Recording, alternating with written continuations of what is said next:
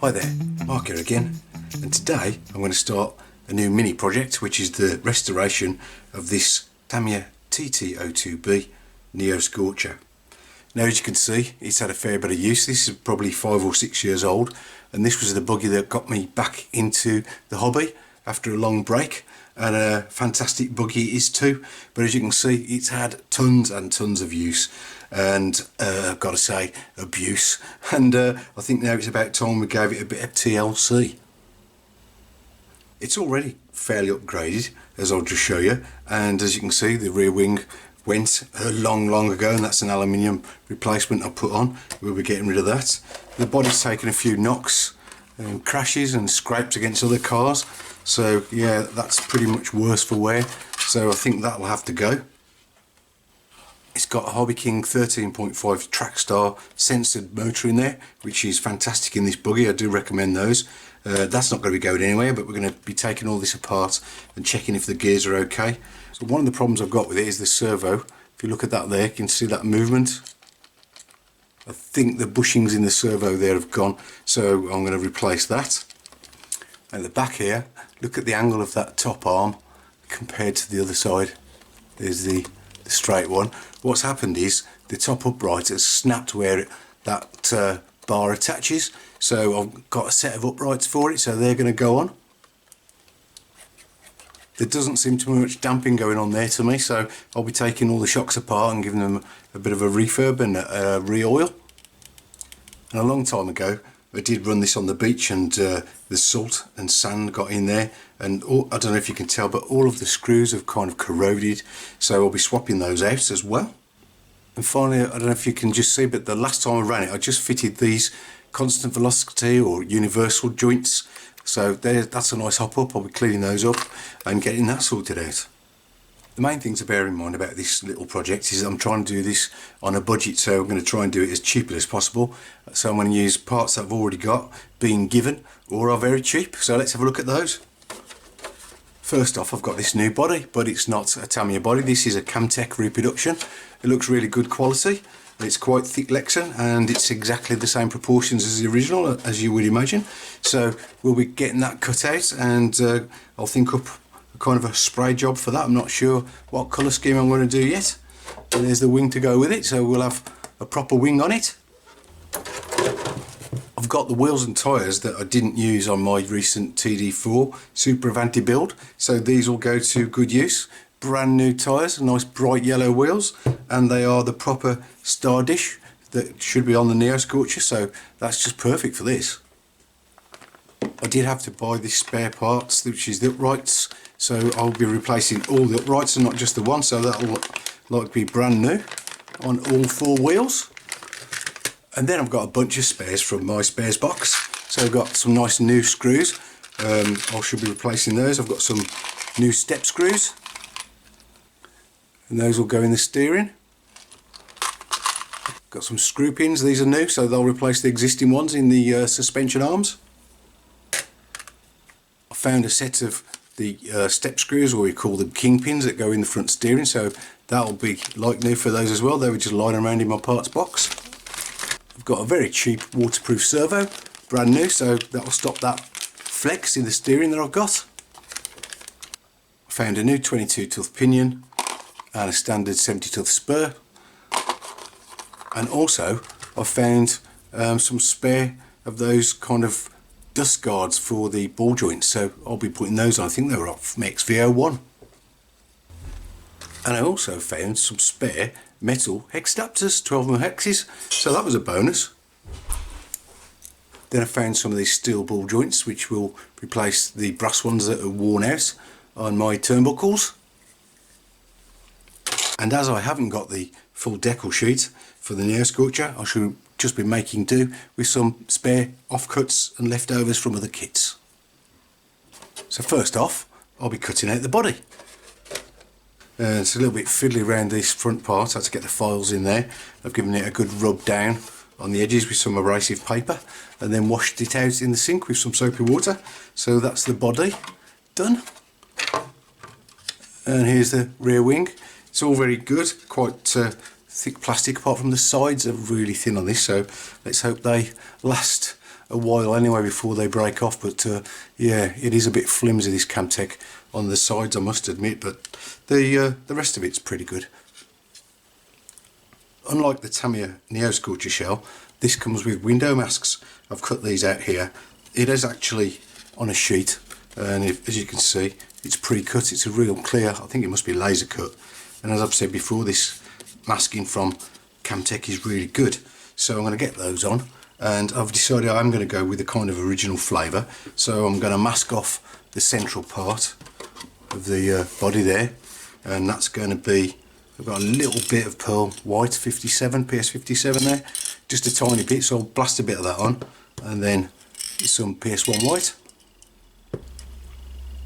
And I'm going to do the side, the kind of pods of the body in this metallic blue. It's an Absma Paints.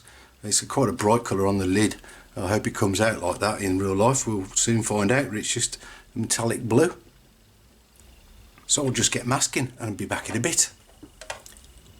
So that's the masking done, as you can see. Gone for that central part.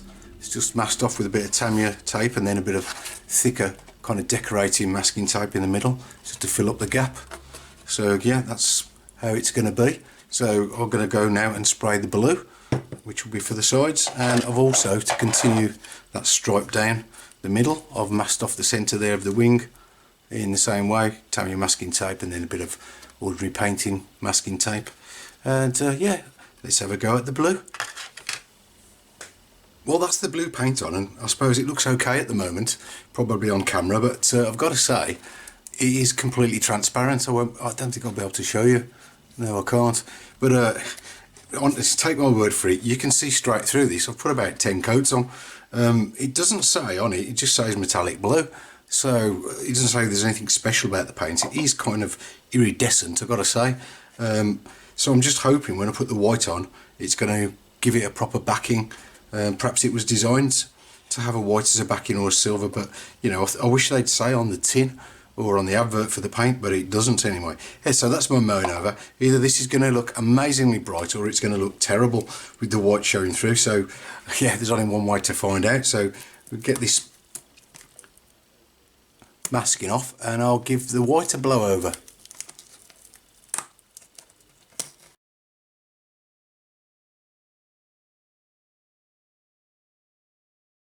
So as usual, those lines are looking kind of nice and crisp with the Tamiya masking tape, so I'm quite pleased with that. So back in a bit. So while that paint's drying on the body, we'll get to that in a bit. I've started to strip the chassis down. It's come apart quite nicely. We can see a bit closer what's going on now.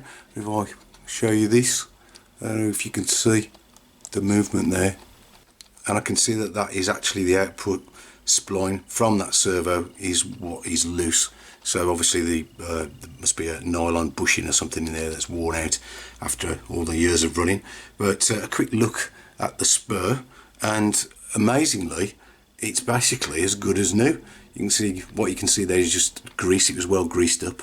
That's molybdenum grease I put on there all those years ago, so that's done a good job. So I'm not going to swap that out, because if it ain't broke, don't fix it basically. And the other amazing thing is the pinion also looks like new.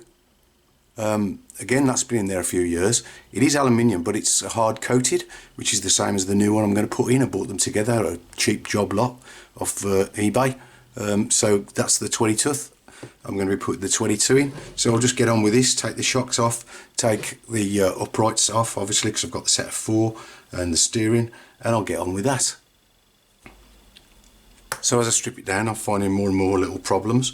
The screw pins that hold the bottom in, look, they've kind of corroded into the actual uprights, the C-hubs. So yeah, I can't get them out. I'm going to have to get some pliers or something and pull them out. I'm glad I've got some new ones of those lying around.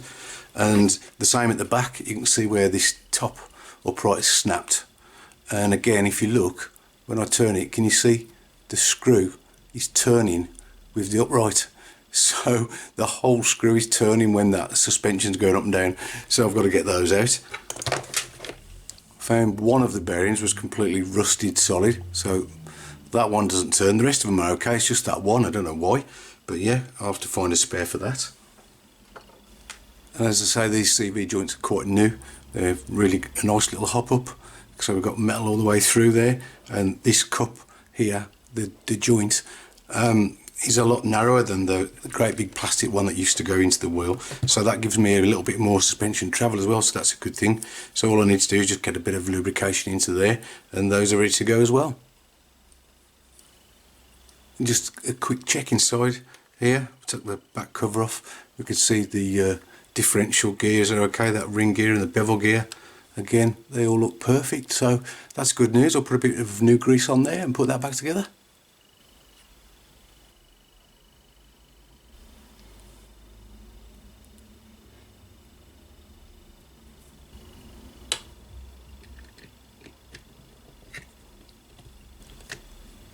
When you're refitting the screws, it's important to back screw, so turn anti-clockwise, and you should feel or hear a little click.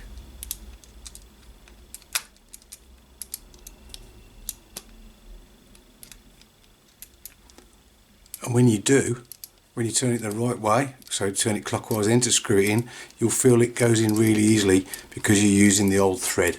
And that's really important, because if you do create another thread, you're going to be stripping more of the plastic away and the tub won't last very long after that. So make sure you follow the old threads. So that's the new servo fitted, and no wobble whatsoever now, so I'm really pleased with that. And now we're going to get the back suspension back on. So got the new uprights. I've put that metal 5mm ball joint in there, the steel one I should say, rather than the brass that we're wearing out. And I've found something else in my spares box. So those are the original pins. You can see how horrendously they've corroded, like there was real trouble getting those out. I've found these stainless steel pins. Now I think they're for an MO5 kit hop up, I think so, I could be wrong. Anyway, they're slightly too long, so I found these plastic spacers. So what I can do now is fit that new upright, slide in the new stainless steel piece, and I'll put the circlip on. So really pleased about that upgrade. So that's the upright in place. So I found a red space that was just about the right size, and I don't know if you can see, but just in there, here, I've put another spacer because there's quite a big gap, and it still moves nice and freely, but there's absolutely no play in that whatsoever now. So yeah, that's better than it was before. So all I need to do now is pop the dust cover onto that ball joint. The bearing's in there, so insert the constant velocity joint, or universal joint I should say. Pop the other end in there and get the top turnbuckle arm and just pop it on. And there we go, that's one side done. Now it's time to refit the motor, and as you can see on the diagram, well I hope you can see, it looks like it only goes up to a maximum of 20 teeth for the pinion, but if you know the TT02, you know you can turn this motor mount over, and then you've got a whole new set of numbers, and we can go all the way up to 25 teeth on the pinion. So I'll just get this mounted up on the 22 tooth holes and get that pinion on. So there it is in place. I've got my AW grease around the bracket there, so I'm just going to put some more AW grease around these mating surfaces and put the cover on. So I'm just putting the new front uprights together. I've just done that one. I think that's the left side. And one thing I do recommend is when you're putting these kingpins in, you're screwing into this really hard plastic. So I always put a little bit of grease on the actual thread itself, just to help it cut in, because I find sometimes it is really difficult to get this to bite into that hard plastic. Anyway, so we'll just get these two finished. There we go, that's the front end finished, and I've got to say there's not really any play in that whatsoever. If we just have a look at the steering, if I wobble this, nothing really. We got the tiny little bit of Tamiya slop, but if anything it's better than standard I think when it was new. So yeah, I'm really quite chuffed with that. So we're getting there now. I've got my electronics all plugged in. I've got my receiver attached to the top of the servo there on a bit of velcro so I can swap it between my different cars. There's a bit of foam. This is kind of it's like flooring foam, I think, self-adhesive, stops the battery from rattling around, so that's in there.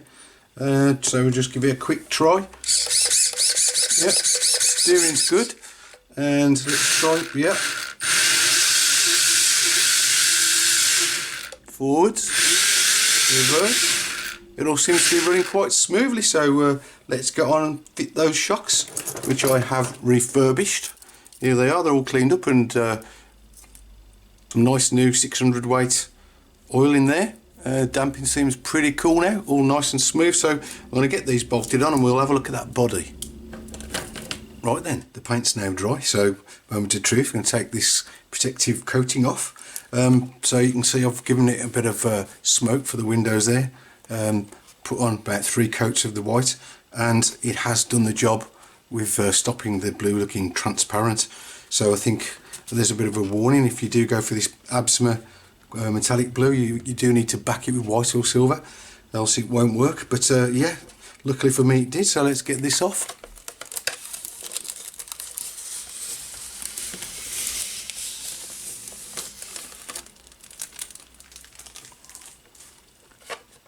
And very nice it is too.